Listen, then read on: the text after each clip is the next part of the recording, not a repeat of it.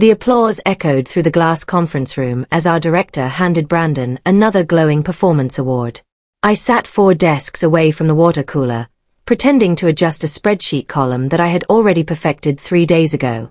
Brandon grinned like he had just single-handedly saved the company, even though everyone in our department knew his primary talent was forwarding my slide decks and taking credit for my late-night architecture fixes.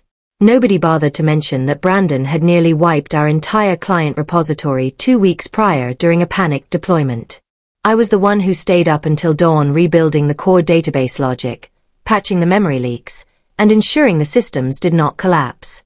Yet when performance reviews arrived, Brandon received a 5-figure bonus and a title upgrade, while our manager, Douglas, handed me a modest gift card and promised we would reconsider my position during the next evaluation cycle. Douglas was the kind of manager who referred to everyone as family while quietly shifting their workload onto whoever complained the least. He constantly reminded me how crucial I was to the operational backbone of the office, using my dependability as a reason to keep me trapped in the same lower-tier position. It was the 4th time in 2 years that budget limitations magically appeared whenever my name came up for advancement, while underperforming colleagues continuously secured corner offices. That evening, I shut my work-issued computer and powered on my custom-built desktop at home.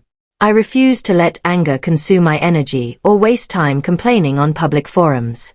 Instead, I opened my personal development environment, where a modular task management engine I had been quietly engineering for 7 months lit up the dual monitors. Every single line of code was created on my own hardware, far outside office hours, powered by cold coffee and determination. My independent software was designed to track operational bottlenecks, automate resource scheduling, and eliminate human error in complex system handoffs. I had previously shown an early iteration to a regional healthcare tech firm, but their team felt the system required further refinement before enterprise deployment. Rather than letting their rejection discourage me, I used their technical feedback to completely rebuild the core scheduling algorithm, turning their critiques into my blueprint for an unbeatable product. Over the next few months, I transformed my working habits at the office into a silent boundary. I stopped volunteering for emergency weekend coverage, declined unpaid oversight duties, and walked out the door precisely when my shift concluded. My colleagues assumed I was simply experiencing professional burnout, but in reality, I was rechanneling every ounce of my focus into testing data pipeline stability and refining the background architecture of my private platform, which I named Vantage. By early winter, Vantage was fully operational, completely secure, and hosted on isolated private infrastructure that had zero connection to my employer. That was when an unexpected message landed in my personal inbox from Arthur, the chief technology officer at the same healthcare group that had previously turned me down. He explained that their new infrastructure required a robust orchestration tool, and he wanted to run a 2-week live trial of Vantage with full licensing on the table if it succeeded.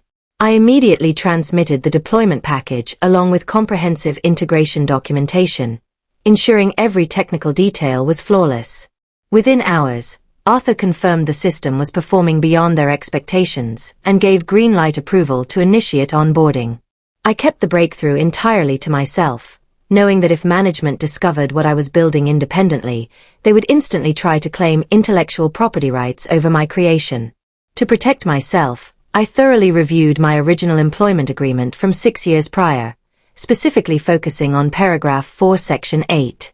The clause explicitly stated that any proprietary tools developed by an employee outside working hours, without company equipment or trade secrets, belonged entirely to the creator.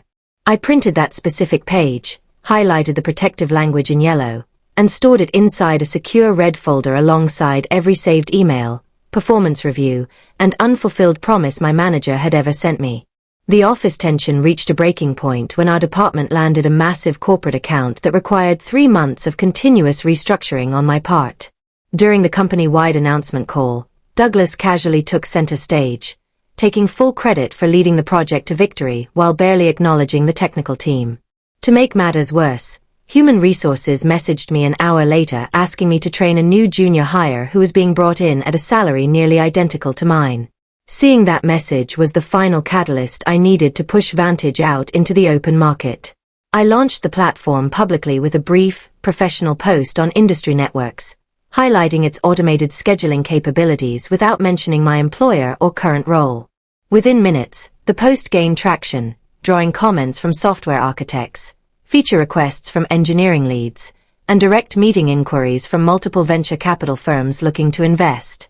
My phone began ringing incessantly, starting with furious text messages from Douglas demanding that I take down the announcement and report to his office immediately. He claimed that launching an independent platform while on company payroll was a direct breach of corporate ethics and leadership trust.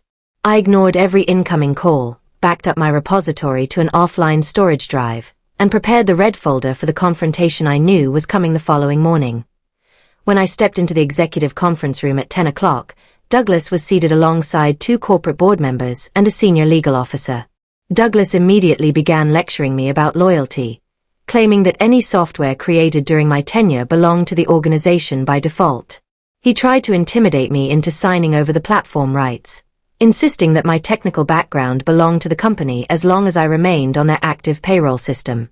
I allowed their attorney to deliver his entire presentation on intellectual property overlap before sliding my red folder across the polished wooden table.